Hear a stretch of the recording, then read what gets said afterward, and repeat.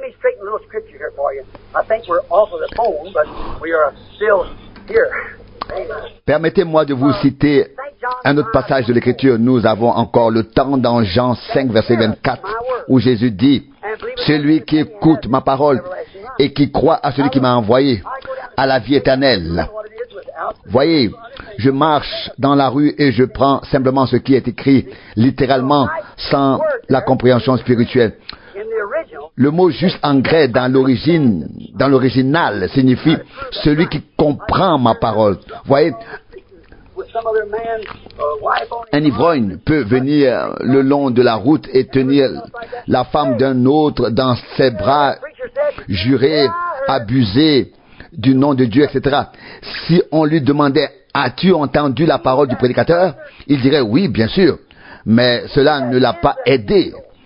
C'est à propos de celui qui l'accepte, qui le comprend, qui le saisit, l'aigle. Peut-être voulez-vous d'autres passages de l'Écriture. Vous dites, frère Branham, oui, Jésus a dit, mes brebis entendent ma voix. Elles ne suivront pas un étranger. Voyez, dans le cas du mariage et du divorce, comme le Saint-Esprit m'a tout dit, je suis venu et je l'ai dit exactement comme il me l'avait dit. La femme d'un prédicateur m'a sévèrement réprimandé. Elle a dit, je crois que vous prenez la place de Dieu ici. J'ai dit, non, chère madame. Elle a dit, eh bien, vous leur dites que leurs péchés sont pardonnés. Seul Dieu a le pouvoir de le faire, de le dire. Encore un pharisien, vous voyez. J'ai dit, peut-être, savez-vous que Jésus a parlé à Pierre, l'apôtre, et lui a dit par révélation, tu es le Christ, le Fils de Dieu. Il lui a dit, tu es le Christ, le Fils de Dieu. Et c'est sur cela que je bâtirai mon église, et je te donne les clés. Tout ce que tu liras sur la terre sera lié dans les cieux. Tout ce que tu délieras sur la terre. Voyez, la révélation de la parole. Le Fils de Dieu s'est révélé, chair de sa chair. À qui vous pardonnerez les péchés, ils seront pardonnés. À qui vous les retiendrez, ils seront retenus. Jean 20, 23. Eh bien, l'Église catholique prend cela et en fait quelque chose de différent par l'intermédiaire des prêtres, bien sûr. Ça, c'est humain. Il s'agit ici de la parole révélée spirituellement par laquelle cela se produit. Et puis, ils connaissent la différence entre le baptême dans le Père, le Fils et l'Esprit. Ils reconnaissent qui il était. J'ai parlé à un prédicateur et il m'a dit, frère Branham, j'appartiens à une certaine communauté pentecôtiste et eux aussi ont déjà commencé à distribuer ces choses rondes lors de la scène, les hosties. Et vous savez, le prêtre prétend avoir le pouvoir de transformer le vin en sang, etc. Et il s'agissait du baptême. C'était la préoccupation principale. Il a dit, penses-tu qu'une personne doit être rebaptisée au nom de Jésus-Christ après avoir déjà été baptisée dans les titres Père, Fils et Saint-Esprit? J'ai dit, absolument. J'ai dit, il n'a pas été baptisé du tout. Les titres ne sont pas reconnus. Il a dit, mais pourquoi pas? J'ai dit, mais oui, écoute, dans Acte 10, 49, a-t-il dit, l'Esprit est déjà tombé sur Pierre. Et j'ai dit, Pierre n'a-t-il pas immédiatement dit, quelqu'un peut-il leur interdire l'eau pour qu'ils ne soient pas baptisés? Et nous pouvons ensuite aller dans Acte 19. Voyez, ils n'étaient pas baptisés au nom du Père, du Fils et du Saint-Esprit, mais seulement sous le baptême de repentance de Jean. Le sacrifice n'avait pas encore été tué. Voyez. Et il a demandé, pourquoi ont-ils dû être baptisés une nouvelle fois? Voyez. J'ai dit, l'homme qui détenait la clé du royaume des cieux a dit, je vous annonce qu'il n'a été donné aux hommes sous le ciel d'autres noms par lesquels ils puissent être sauvés que celui-ci, le nom de Jésus-Christ. Voyez. Pas de communauté religieuse, pas de hiérarchie, rien, mais nous savons qu'il est Mais nous savons qu'il est la rose de Saron, le lys de la vallée. Il est l'alpha et l'oméga, le commencement, la fin. Jéhovah Jireh, Jéhovah Rabba, Jéhovah Manassé, il est tout cela. Voyez la rose de Saron. Le Père, le Fils et le Saint-Esprit. Mais il s'agit du nom, le nom de Jésus-Christ. Et la Bible dit, la repentance et le pardon des péchés doivent être prêchés en son nom, en commençant par Jérusalem. Vous voyez? Et il dit, cela fait-il une différence? J'ai dit, monsieur, je voudrais vous demander, nous étions tous les deux assis à table. J'ai dit, nous sommes tous les deux en Arizona, nous vivons ici. Nous connaissons nos concitoyens, notre maire, notre gouverneur, etc. Et si je te disais, frère, va signer pour notre repas et je signerai au nom du gouverneur de l'État de l'Arizona, penses-tu qu'il accepterait un tel chèque? Eh bien, il a dit, oui, pourquoi Jésus a-t-il dit cela? Pourquoi? Si je te disais, va signer pour ce repas au nom du gouverneur de l'État de l'Arizona. Et nous sommes citoyens de l'Arizona. Nous savons qui est le gouverneur. Alors tu saurais que tu signerais au nom de Sam Gothard parce que tu sais qui il est. Sam Gothard. Eh bien, si tu comprends, Père, Fils et Saint-Esprit, qu'il s'agit du nom, tu sais comment il s'appelle et qui il est. Mes brebis entendent ma voix. Vous voyez? Ah, il dit, oh, c'est comme ça. Et ensuite, croirez-vous, celui qui écoute ma parole et qui croit en celui qui m'a envoyé, à la vie éternelle. Et si cette vie éternelle habite en vous, voyez, c'est déjà une puissance. Le jour de la Pentecôte, il y avait la mécanique et ils croyaient et puis vint la dynamique. Vous voyez, les amis baptistes disent, certains d'entre eux, nous l'avons reçu lorsque nous avons cru. Mais la question était dans Actes chapitre 19. Avez-vous reçu le Saint-Esprit quand vous êtes devenus croyants? Vous voyez, c'est seulement par la dynamique que la mécanique est prouvée. Il en était de même avec Jésus-Christ. Eh bien, d'accord. Vous qui étiez autrefois morts par vos péchés et vos transgressions, il vous a rendu à la vie. Par quoi? Par son esprit. Éphésiens 2, 5. Par l'esprit qui a ressuscité Jésus d'entre les morts le matin de Pâques. Et il nous rendra aussi vivants en nous et en nous-mêmes et nous soumettra à la parole. Comment pouvez-vous prétendre avoir l'esprit et vous éloigner de la parole? Alors vous serez vivifiés par autre chose. L'esprit vous vivifiera toujours par la parole. Vous êtes, peut-être avez-vous en partie de l'essence et en partie de l'eau dans le réservoir. Il doit y avoir 100% d'essence dans le réservoir, sinon ça ne marchera pas. Non, vous pourrez dire, je crois ceci, mais pas cela. Voyez, vous pouvez pomper et rien ne se passera ainsi.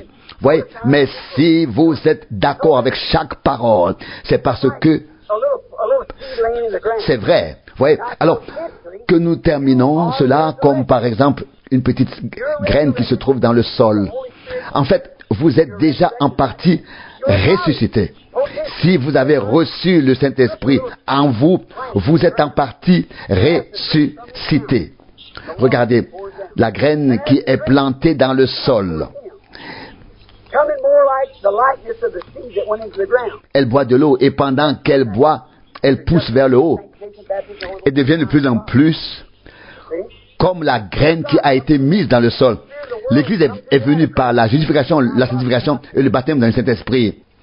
Le Saint-Esprit de Dieu passe à travers. Vous voyez, et maintenant nous le voyons du côté de l'Antichrist, comment tout s'épanouit. L'Église et aussi les individus, tout atteint son point culminant devant Dieu. Jésus est le même, hier, aujourd'hui et éternellement. Nous grandissons dans la plénitude, dans la résurrection par son esprit. Voyez, nous buvons à la source de Dieu. Voyez, mais si vous versez de l'huile sur la semence, que se passe-t-il? Ou de l'eau qui est racise ou avariée, alors cela ne fera que nuire aux fruits.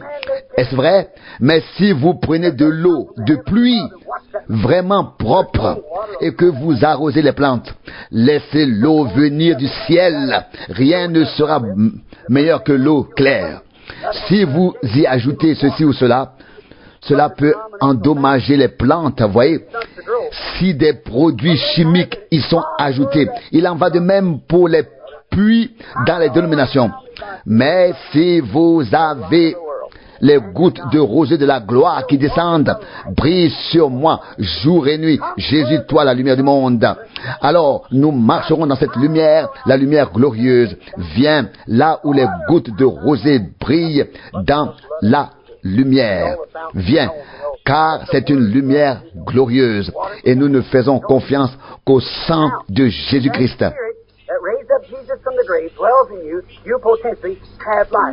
Vous voyez, qu'est-ce qui se passe avec votre esprit? Il est écrit, si l'esprit qui a ressuscité Jésus d'entre les morts habite en vous, vous êtes déjà en partie ressuscité et conduit par l'esprit. Mais il se manifeste de plus en plus. Vous voyez, à la Pentecôte, leurs corps ont été rendus vivants. Est-ce que je vous retiens trop longtemps? Je me sens bien et j'espère que vous aussi. Oh, c'est merveilleux. Voyez, d'un côté, ils étaient fatigués et épuisés. Ils étaient lâches. Ils s'étaient renfermés. Ils avaient peur.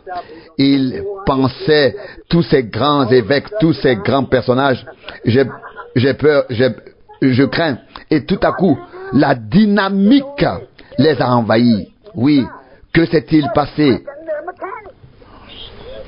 Pas seulement qu'ils ont été remplis du Saint-Esprit, mais leur mécanisme a été rendu vivant. Leur corps, ils n'étaient plus lâches. Ils se sont présentés devant les gens et ont dit, hommes de Judée et de Jérusalem qui habitaient ici. Avant, il n'y avait que la mécanique. Maintenant, la dynamique était là. Hommes de Jérusalem et vous tous, écoutez mes paroles. Je ne suis pas, ces gens ne sont pas ivres, mais c'est, je vous montre l'écriture, c'est ce qui s'est passé ici. C'est ce dont a parlé le prophète Joël. Dans les derniers jours, je répandrai de mon esprit sur toute chair. La dynamique dans la mécanique, je la répandrai dans la mécanique. Et vous n'aurez plus de crainte. Vous avez parfois peur qu'une femme se moque de vous. Et vous les hommes, vous avez peut-être peur d'être exclus des organisations. Si vous vous faites baptiser selon la Bible, vous devez d'abord aller dans la salle haute jusqu'à ce que la dynamique vienne, jusqu'à ce que l'esprit vienne. Ils sont devenus différents, ils sont devenus un peuple transformé.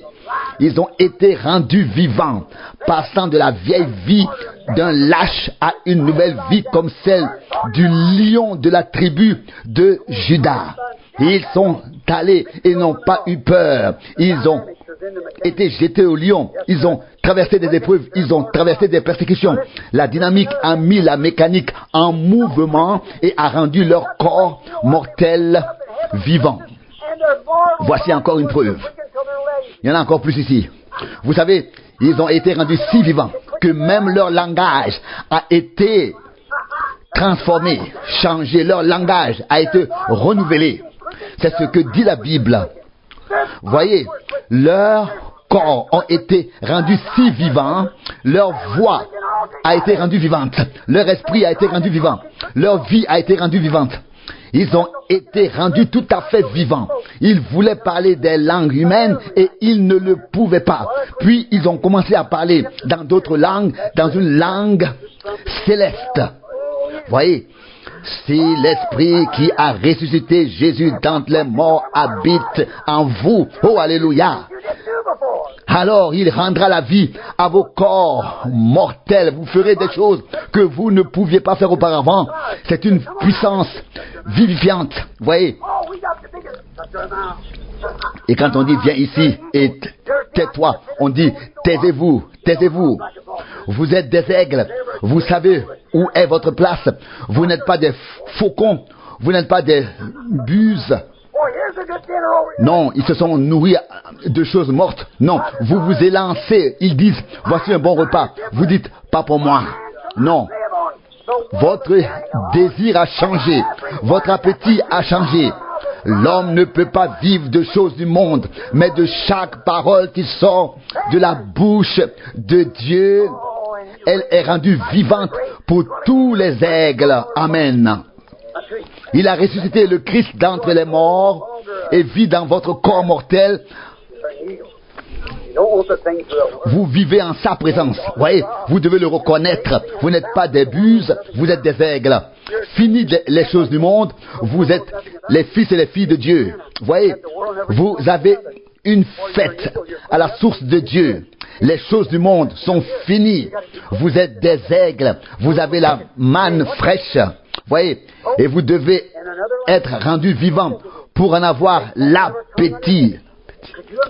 Voyez, lorsqu'ils ont été rendus vivants, ils ont parlé dans de nombreuses langues sous le ciel. Voyez, oh, ils n'ont pas dit, je ne sais pas si je peux y croire ou non.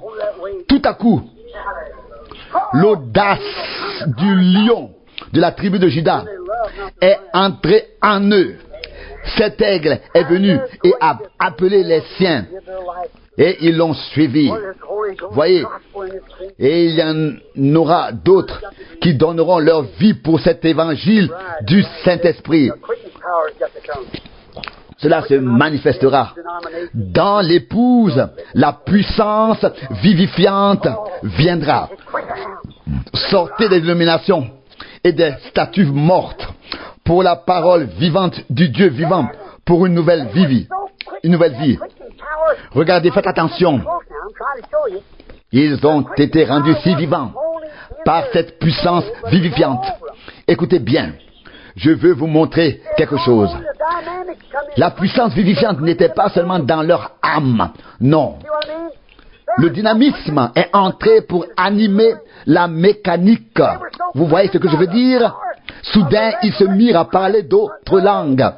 Ils étaient tellement vivifiés par la puissance de résurrection de Jésus-Christ qu'ils imposaient les mains aux malades. Et quand ils les posaient sur les malades, ceux-ci guérissaient. Je rendrai la vie à vos corps mortels. Et les malades ont été guéris par l'imposition des mains. Et l'Esprit a lié leur communion à Dieu de telle sorte qu'ils sont tous venus en présence de Dieu. Dans la présence de Dieu. Ouais. Et même les morts ont été ressuscités. Amen. Gloire à Dieu. Maintenant, je me sens vraiment bien. C'est vrai. Rendu à la vie. Vivifié. Non seulement la résurrection pour lui en tant que Seigneur, mais aussi pour tous ceux qui y participent, qui sont des semences prédestinées. Il rend nos corps mortels vivants. Ils imposent les mains aux malades. Ils prient. Ils ont des visions. Ils ramènent les morts à la vie. C'est vrai.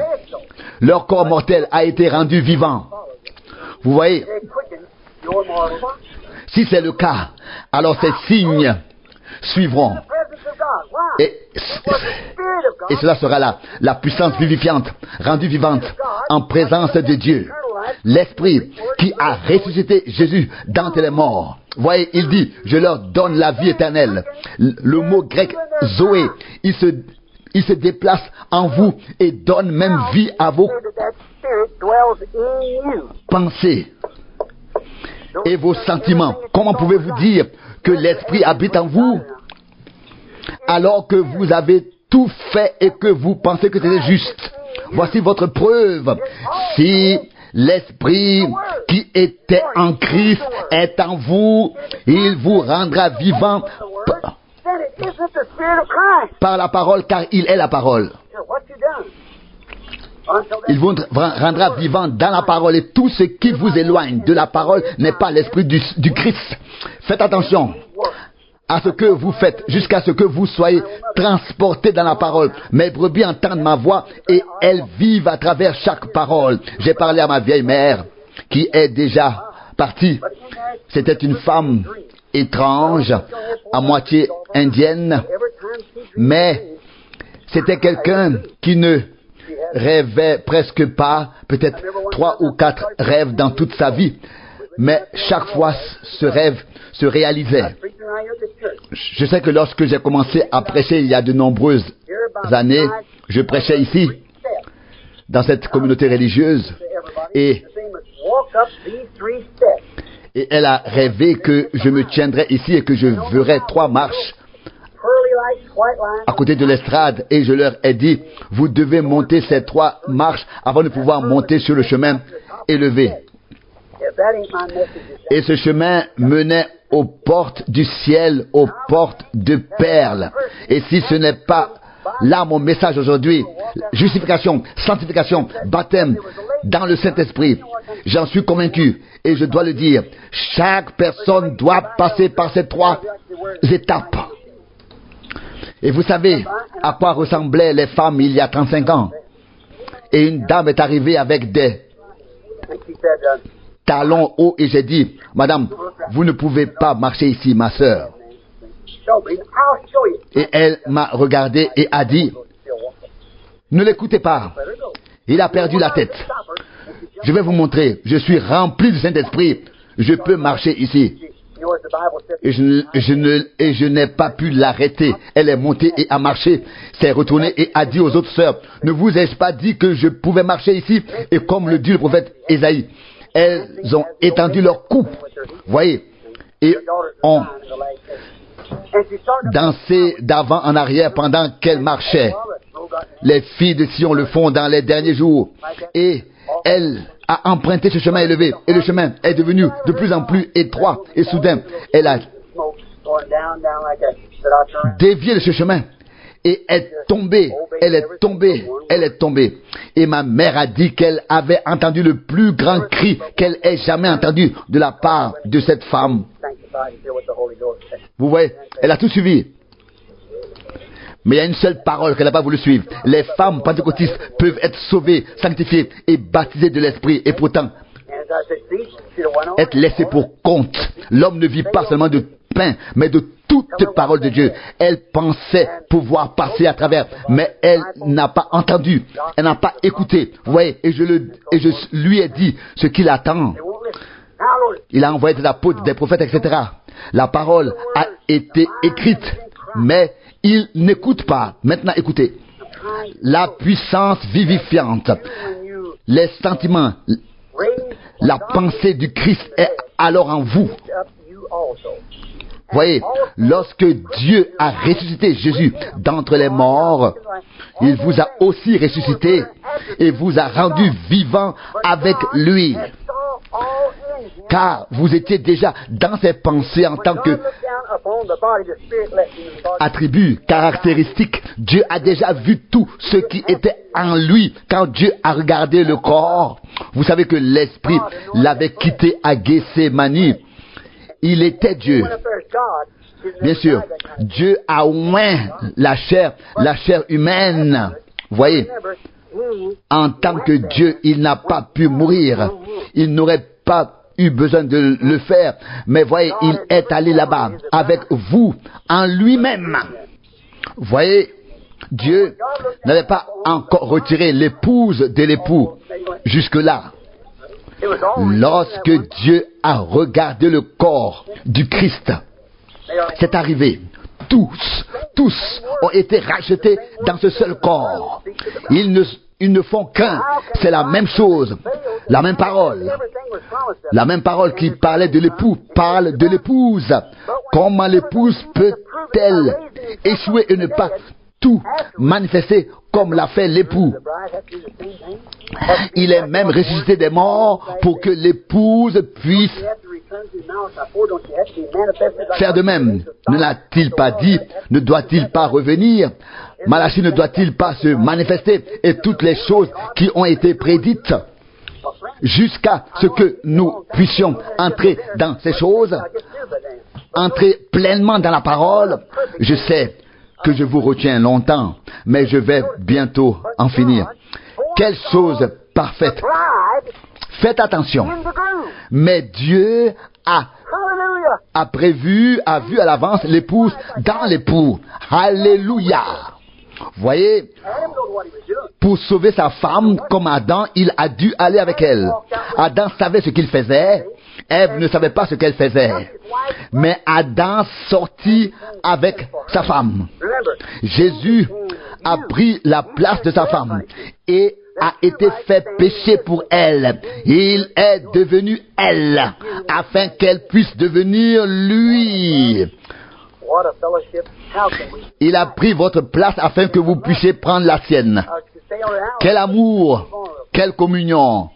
Comment pourrions-nous ne pas l'aimer? Continuons. Eh bien, l'expérience de la Pentecôte aujourd'hui et la venue du Saint-Esprit, promis pour ces derniers jours, c'est comme un contrat notarié pour une fortune.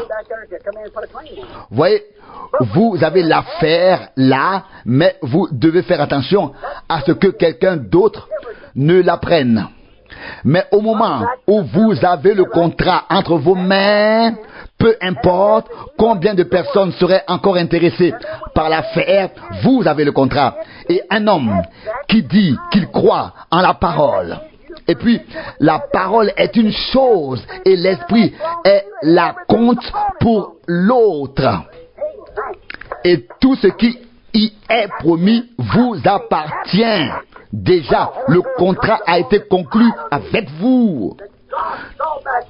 Lorsque le Saint-Esprit viendra sur vous, l'affaire deviendra définitive, entre en vigueur et vous appartient.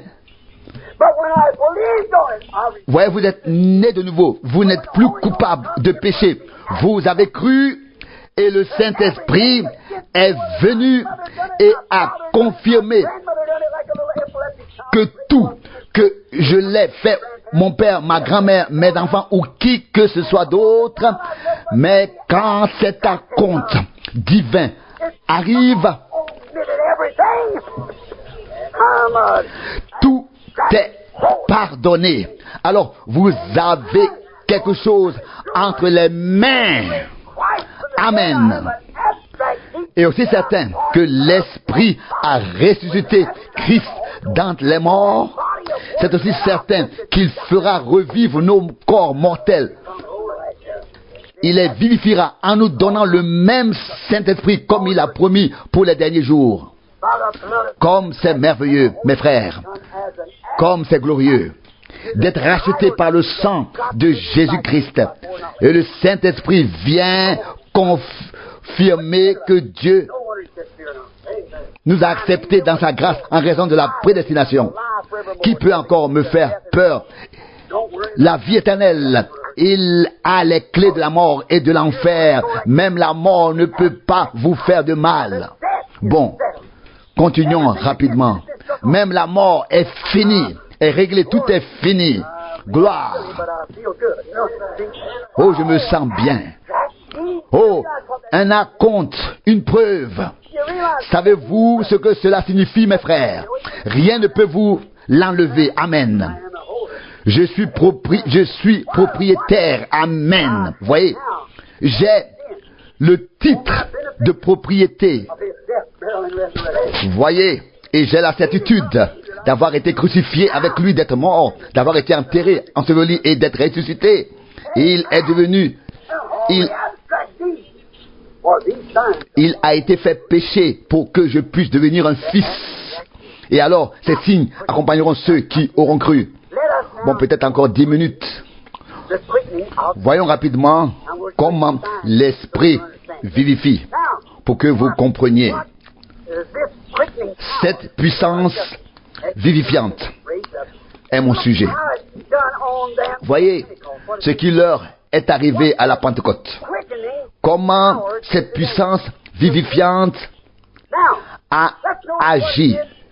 Faites attention à ce qui est arrivé à Étienne. Étienne ressentit la puissance qui vivifie. Il en était rempli. Il n'avait pas peur. Il a dit, vous êtes incirconcis de cœur et d'oreille, vous résistez au Saint-Esprit comme vos pères l'ont fait. Actes d'Apôtres 7, 51. Lequel de vos prophètes, vos pères, n'ont-ils pas lapidé ou tué? Il était plein de puissance de résurrection. Ils voulaient se débarrasser de lui, ils l'ont lapidé. Et les pierres lui sont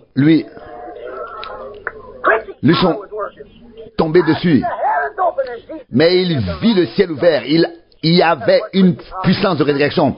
Il dit, je vois le ciel ouvert et Jésus, ou le Fils de l'homme à la droite de la majesté. Quelqu'un d'autre qui avait cette puissance qui vivifie. Philippe, il avait une grande réunion en Samarie. Des démons ont été chassés, des malades ont été guéris. Et l'Esprit lui a parlé. Oh, la dynamique est descendue et a dit, quitte le réveil. Oui, que diront les prédicateurs? Cela n'a pas d'importance. Il était plein d'une puissance qui vivifie. Il avait de l'essence dans le réservoir. Le dynamisme était là. Va dans le désert. Et il trouva l'eunuque et le baptisa au nom de Jésus-Christ. Un homme qui a porté le message ensuite en Éthiopie. Il était obéissant à Dieu. Si vous n'êtes pas encore baptisé au nom de Jésus-Christ, faites-le. Voyez, Étienne fait cette grande chose, et ensuite Philippe et tous les autres. Voyez, il était obéissant ici au commandement de Dieu. Il a quitté la grande réunion et est allé baptiser cet eunuque en obéissant à Dieu. Et il était si plein de puissance de résurrection qu'il a été enlevé par cette puissance d'un endroit et amené à un autre.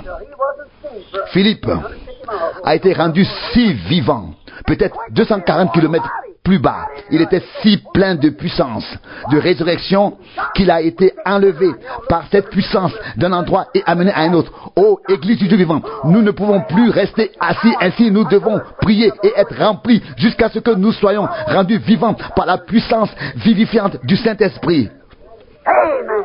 Amen. Oh, pardon. Voyez, si nous voulons entrer dans l'enlèvement, voyez,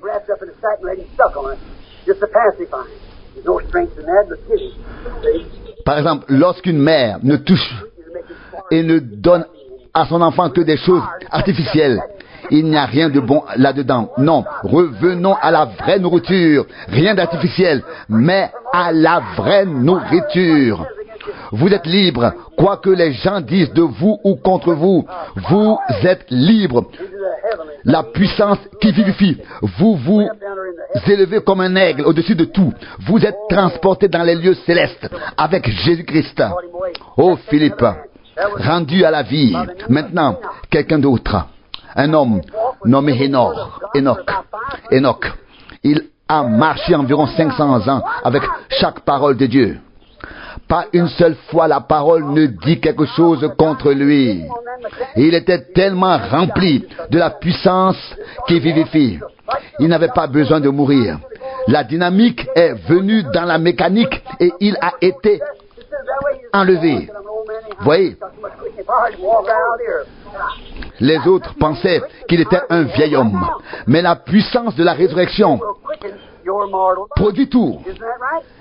Elle rendra vos corps mortels vivants. C'est une puissance vivifiante. Je fais tout ce que Dieu me dit. J'exécute tout ce qu'il me commande. Plein de la dynamique dans la mécanique, de sorte que cela se produit à l'instant même. Et il quitta la terre et fut enlevé. Genèse 5, 24. Maintenant faites attention. Élie, le grand prophète, un homme de son temps. Veuillez m'excuser, frères et sœurs. Il a dû mener son combat contre les femmes fardées, maquillées, contre les Jézabel, contre les Akab. Et il semblait que personne ne le soutenait et il se tenait là comme s'il allait être englouti. Mais un jour il se fatigua. Il devint vieux. Il dit, je ne peux plus continuer. Je n'en peux plus. Mais alors, la puissance qui donne la vie, qui vivifie, est venu sur lui, est venu en lui. Il regarda au-delà du Jourdain. Oh mon Dieu, je peux déjà voir l'autre côté.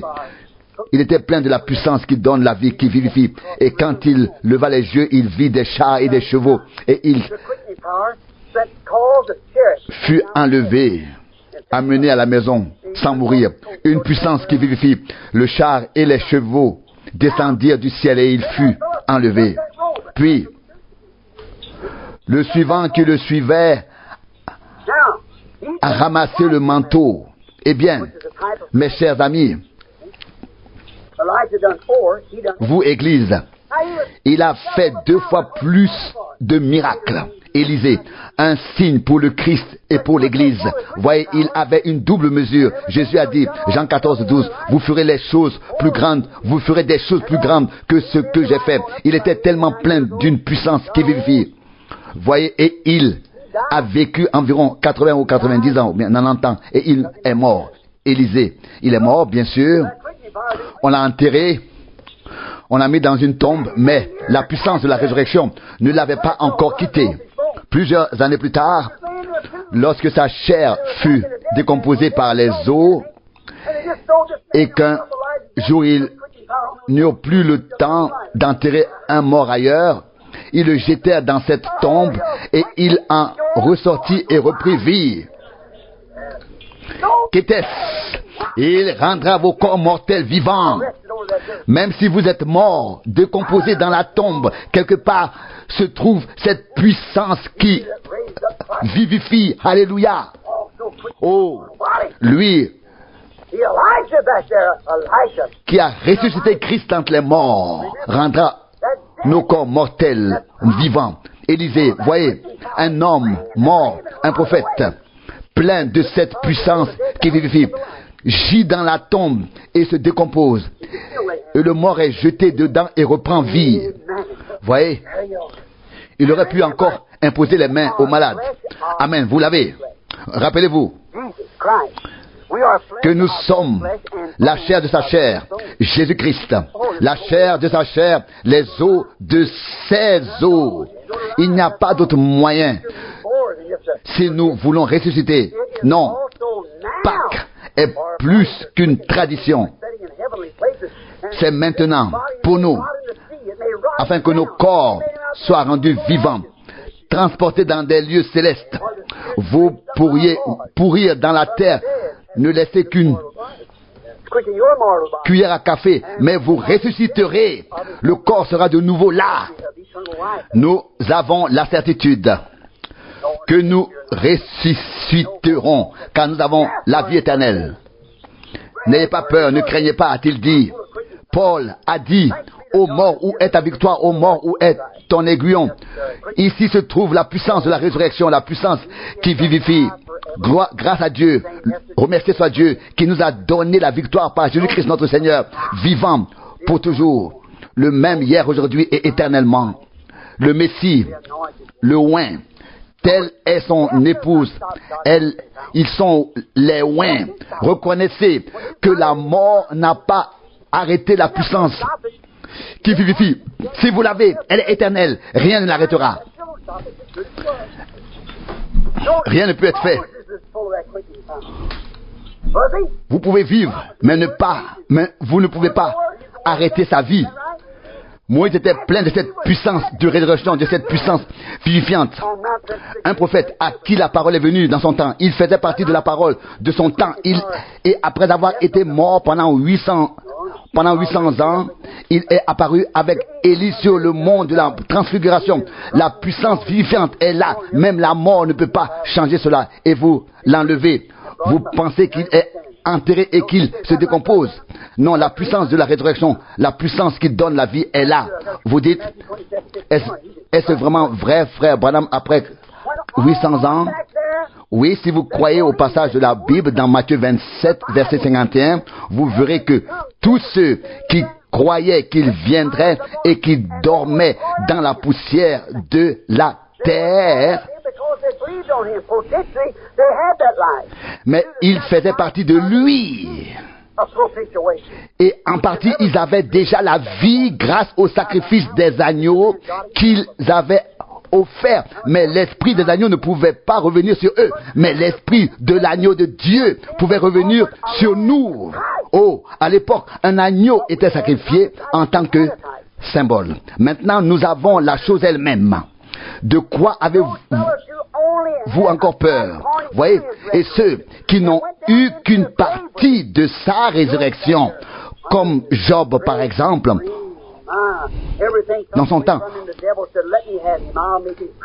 tout lui a été pris à cause de cette épreuve qu'il a traversée. Le diable a dit, remets-le entre mes mains et il se séparera de toi.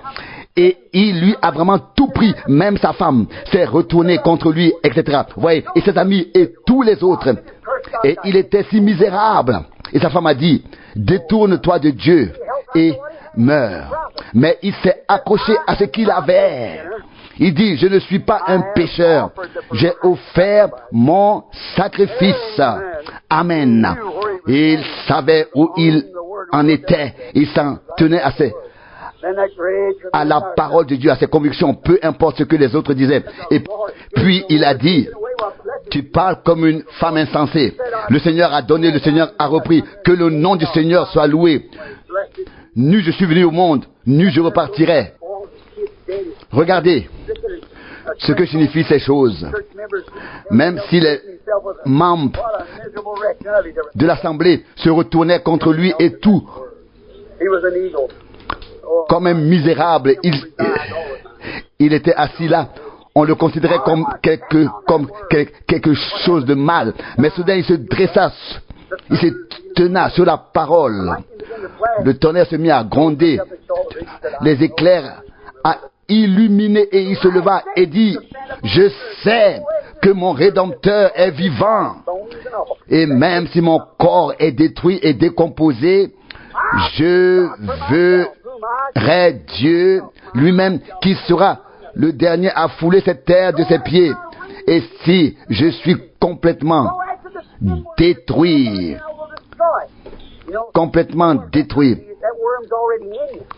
vous savez, il parlait des vers qui viennent dans les corps. Ils sont déjà en vous. Ne vous inquiétez pas.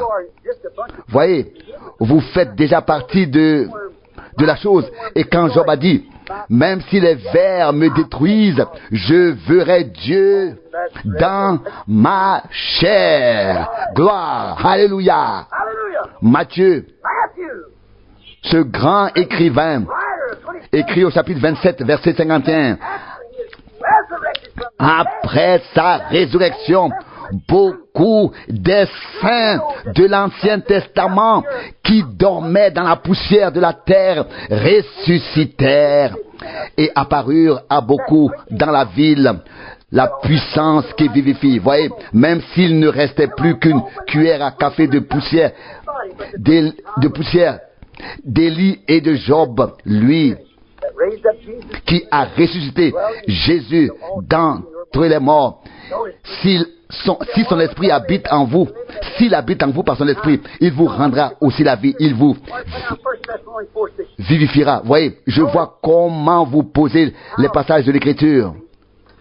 Vous les écrivez. Pourquoi n'écrivez-vous pas encore 1 Thessaloniciens 4, verset 16? Comme c'est merveilleux.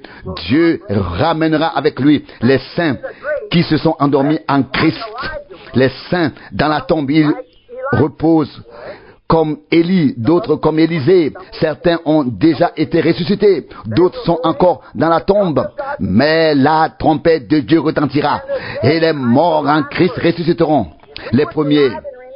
Et nous qui vivons et restons vivants, nous serons changés et enlevés avec eux et rencontreront le Seigneur dans les airs.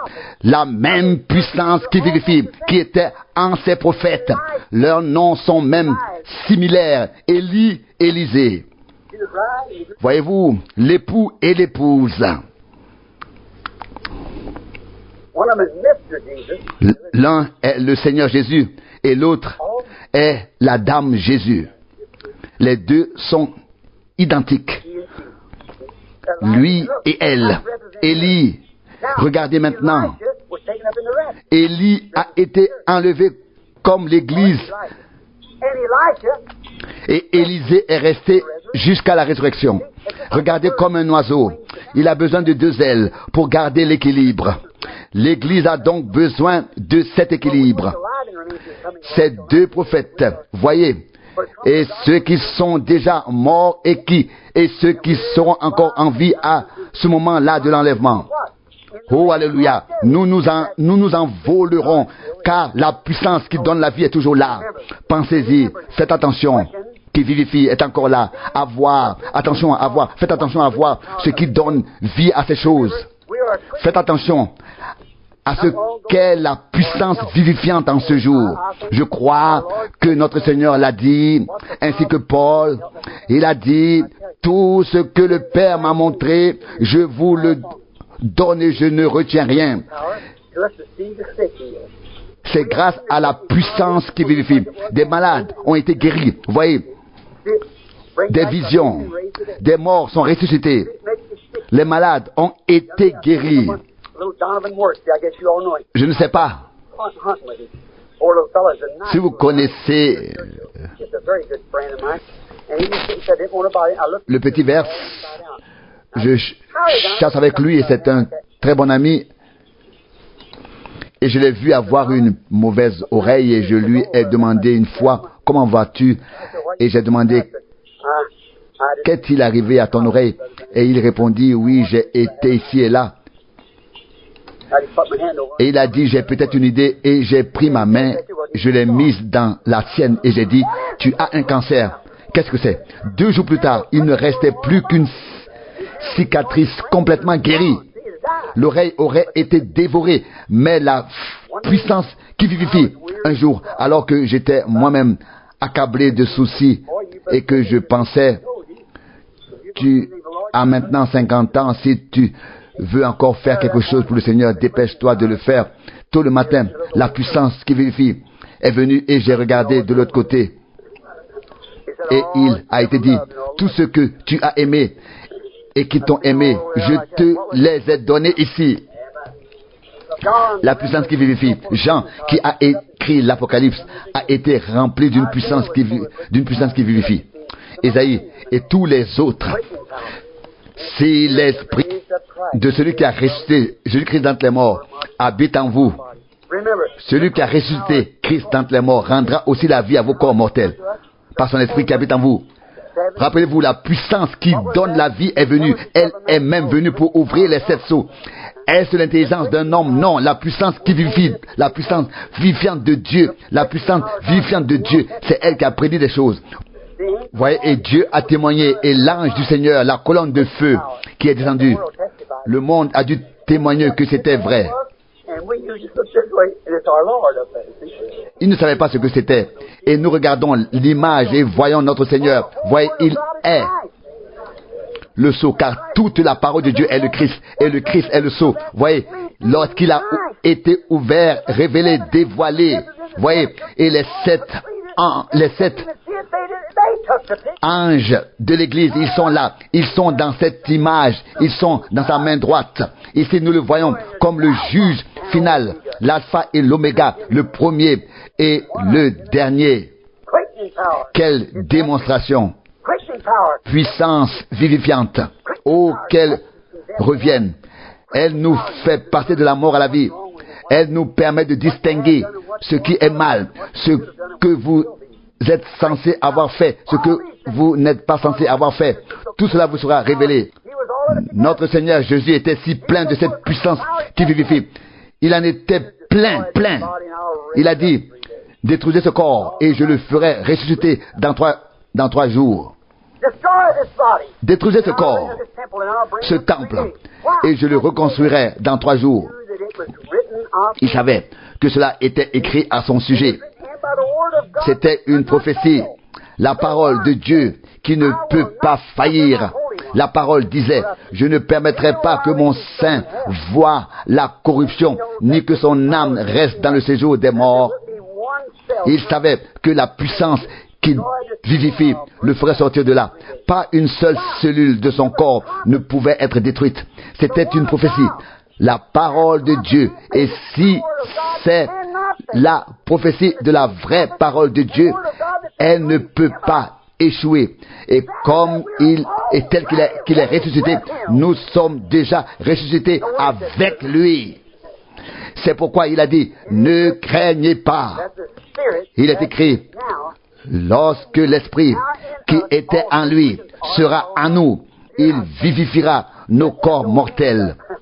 N'ayez pas peur, mes amis. Le Fils est venu, ne craignez rien. Regardez la transfiguration.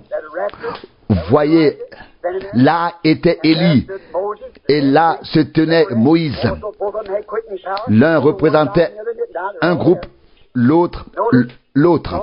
Voyez, ce que nous voyons ces derniers jours, les choses qui sont promises, Jean 14, 12, certainement. Ah, les gens disent, prétends-tu avoir de la puissance? Non. Nous prétendons seulement être sur la montagne de la transfiguration. Voyez comment ils étaient là sur le mont de la transfiguration. Ils ne disaient pas, Moïse, tu es ceci et cela, et moi je suis ceci et cela, et ainsi de suite. Non, pas du tout. Ils voyaient Jésus glorifié. Ils ne voulaient rien de plus. Et ils voyaient Jésus transfiguré. Nous ne voulons pas être des personnes importantes. Et ce que les gens disent de nous ne nous préoccupe pas. Cela ne nous concerne pas. Il ne s'agit pas de notre vie, mais de la sienne.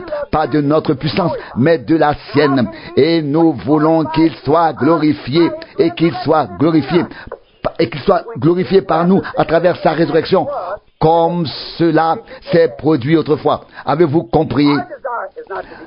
Notre désir n'est pas d'être honoré, ni d'être quelqu'un d'important, ni de faire quoi que ce soit dans la réunion, dans l'assemblée, d'enseigner à l'école du dimanche ou quoi que ce soit d'autre, ni de faire des pique-niques ou ceci ou cela.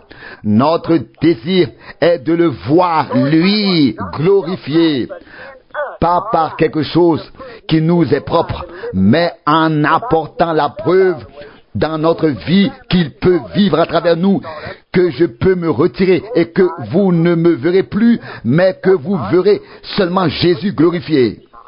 C'est notre désir sincère et cela nous donne une puissance qui vivifie. Nous sommes avec lui, la chair de sa chair, son épouse. Et nous voyons en nous le même message confirmé, à savoir qu'il est maintenant aussi le ressuscité d'entre les morts. Personne ne peut nous contredire. Nous sommes rachetés par lui et ressuscités avec lui. C'est cela, Pâques, d'être ressuscités avec lui. Maintenant, nous avons son esprit. Le contrat, tout est entièrement payé. J'espère que vous comprenez. Ce n'est pas fait maintenant, c'est déjà fait. C'est accompli. Ce n'est pas moi qui le fais, il l'a fait pour moi.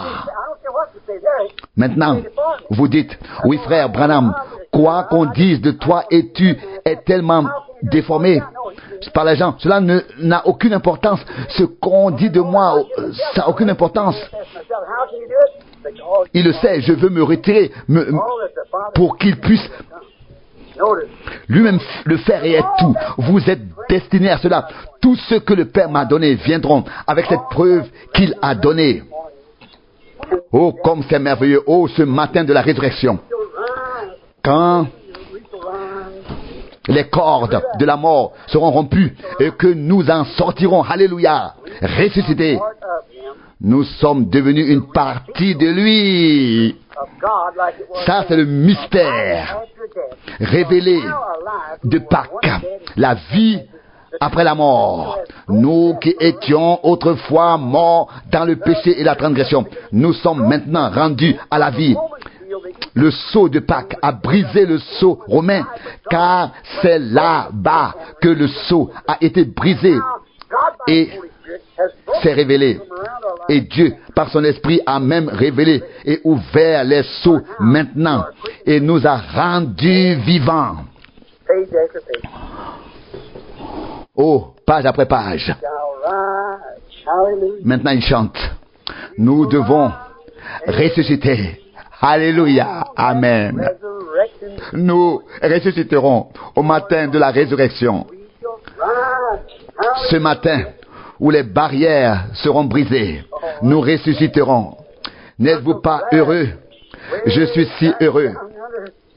Il y a si longtemps, dans une cabane à charbon, j'ai vu une nouvelle. J'ai expérimenté cela. J'ai vécu cela. Je devins une nouvelle créature, naître de nouveau par la puissance vivifiante. Le Fils s'est levé. J'ai raconté l'histoire d'un pêcheur. Il pêchait sur la côte ouest. Et vous savez que l'on y pêche surtout le saumon.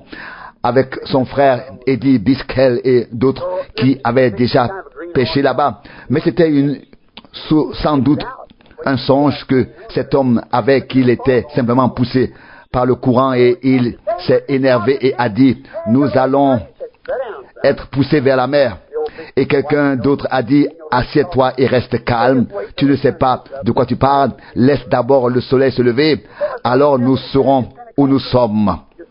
Voyez, si vous êtes méthodiste, baptiste, attendez que le soleil se lève, alors vous verrez où vous vous trouvez. Il est la parole. Voyez, jusqu'à ce que la parole soit manifestée. Voyez, traversant la mer, nous voyons la gerbe est tissée. Je suis désolé de vous avoir fait attendre si longtemps. Combien d'entre vous restent pour la soirée? Vous pouvez revenir à 7h30. Inclinons la tête.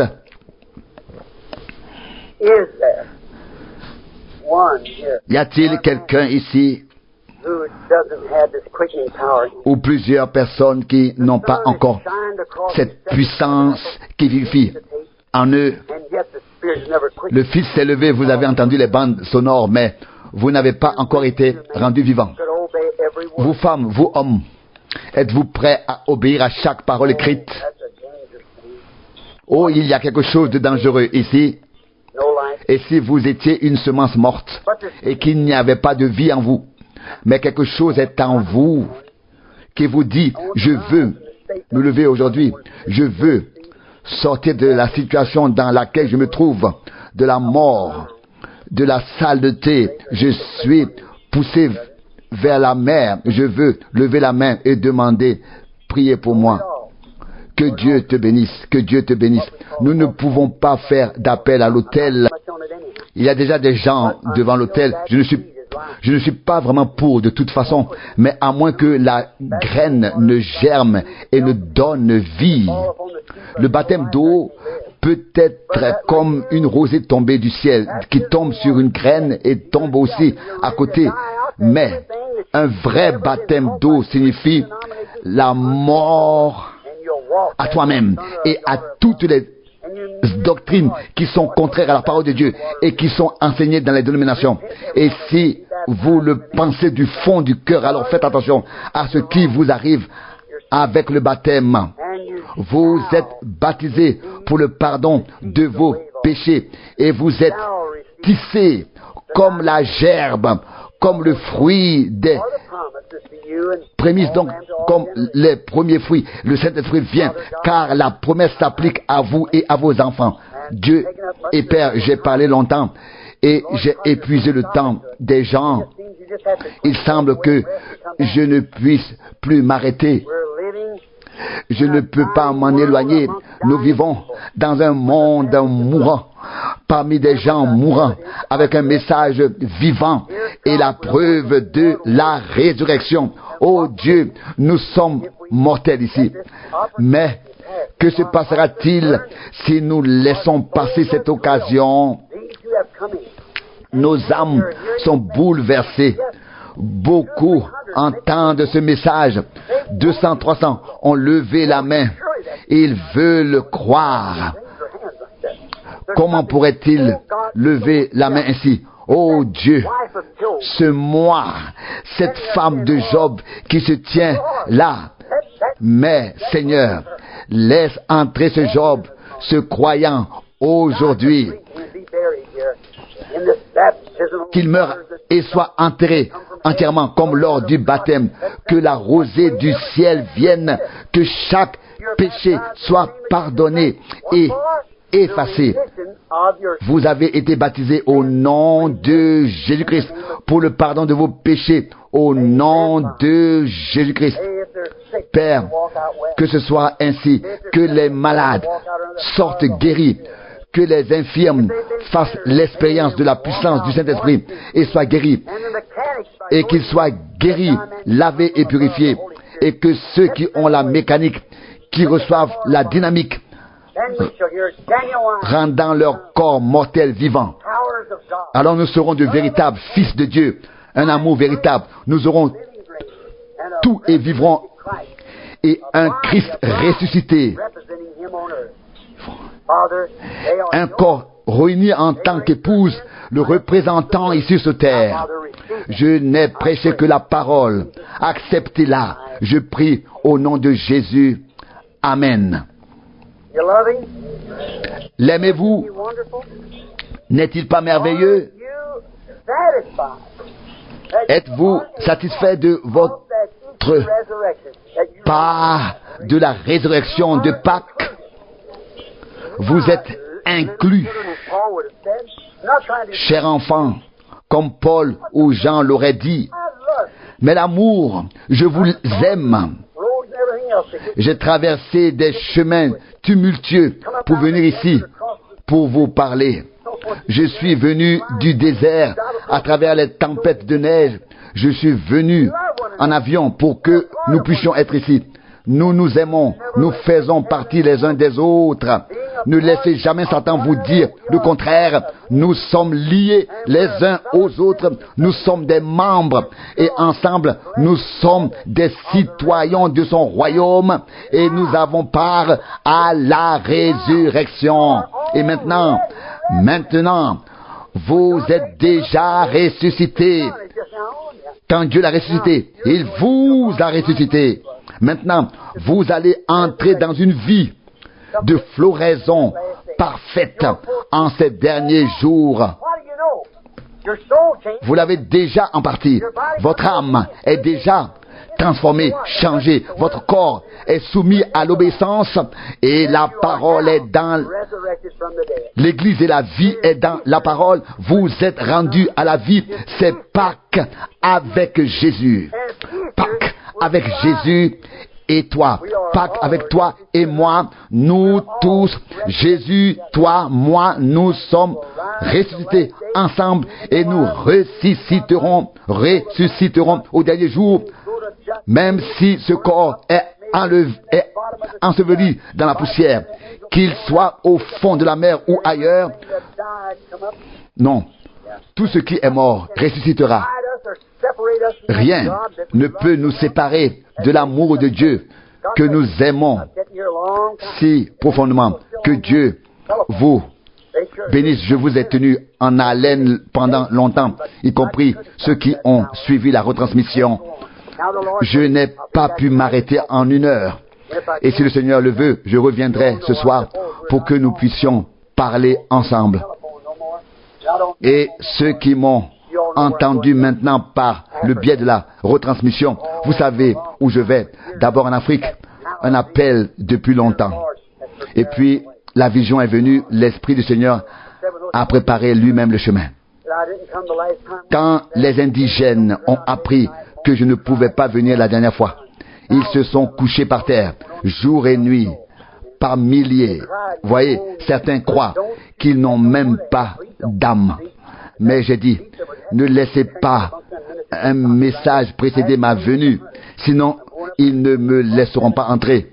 Je dois y aller sous prétexte de chasser là-bas. Sinon, ils ne me laisseront pas entrer à cause de mon passeport qu'ils ont déjà tamponné. Vous voyez, le stade était déjà loué, ils ne le savaient même pas.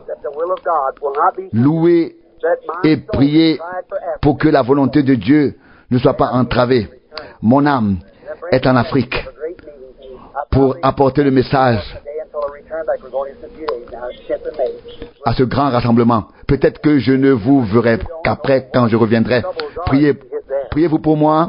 Vous ne savez pas quelles difficultés vous devrez affronter, des sorciers ici et là et des démons. Vous devez savoir de quoi vous parlez et ce qui vous tient à cœur. Et où est-ce que vous vous tenez? Je sais en qui je crois et je sais et je suis convaincu qu'il me soutiendra le jour où il viendra grand et glorieux. Prions. Dieu fidèle, ce message de résurrection, et je suis ici, prouvant par la parole que cette puissance qui vivifie est dans les enfants de Dieu croyants. Et cette foi a transformé ma vie grâce à la puissance qui vivifie. Et ces personnes croient. Et nous prions les uns pour les autres. Je pose mes mains sur ces mouchoirs.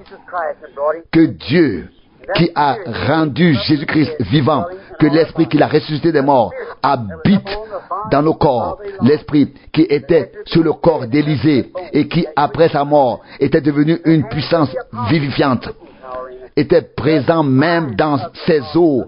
Les mains des apôtres avaient une puissance vivifiante. Les pensées des apôtres, la vision des apôtres, les langues des croyants, partout régnait une puissance qui vivifie.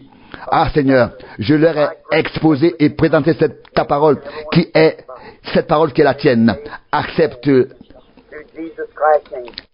Je te présente aussi tous les malades qu'ils recouvrent la santé par Jésus-Christ. Non seulement ceux qui ont déposé leur mouchoir, mais aussi ceux qui sont dans l'assemblée et tous ceux qui souffrent, les enfants, les personnes âgées. Que la puissance qui donne la vie les rende vivants au nom de Jésus. Combien ont reçu la puissance de la résurrection? Imposez-vous les mains. Priez les uns pour les autres. Si elle est en vous, seule l'incrédulité peut être un obstacle, peut l'empêcher d'agir. Voyez à l'époque, quand le Seigneur était... Il s'agit de l'attitude. Le soldat romain, qu'a-t-il fait? Il ne l'a pas reconnu. Mais priez maintenant les uns pour les autres. Les uns pour les autres. Dieu fidèle, nous faisons cela au nom de Jésus-Christ, le seul nom donné aux hommes par lequel nous pouvons être sauvés ou guéris. Ces personnes qui sont ensemble citoyens du royaume et détentrices de la puissance qui vivifie, qu'elles puissent les faire vivre, puisse l'Esprit passer maintenant d'aigle à aigle, de parole en parole, dans la plénitude de Jésus-Christ et se manifester dans chaque corps, qu'il soit spirituel, physique ou quel que soit le besoin, pendant que nous nous imposons les mains les uns aux autres au nom de Jésus. Amen.